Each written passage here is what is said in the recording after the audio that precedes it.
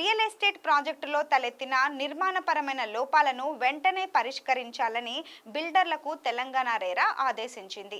ఈ మేరకు RERA chairperson justice doctor N Satyanarayana, సభ్యులు కె శ్రీనివాసరావు, లక్ష్మీనారాయణ జున్నులతో కూడిన బెంచ్ తీర్పు వెలువరించింది. సంగారెడ్డి జిల్లా ఎంపైర్ మెడోస్ అపార్ట్మెంట్కు చెందిన నివాసితులు ఇచ్చిన ఫిర్యాదుపై విచారణ జరిపిన బెంచ్ ఈ ఉత్తర్వులు ఇచ్చింది. ఫిర్యాదుదారులు 2020 ఫిబ్రవరి 14 ఈ ప్రాజెక్టులో 3 BHK ఫ్లాట్లు కొనుగోలు చేశారు. నిర్దేశిత మొత్తం పూర్తిగా చెల్లించినప్పటికీ ఇంకా పలు బ్లాకులు, సౌకర్యాల కల్పన నిర్మాణ దశలోనే ఉన్నాయి. దీంతో ప్రాజెక్టు ఎప్పటికి పూర్తవుతుందో తెలియని పరిస్థితి నెలకొంది.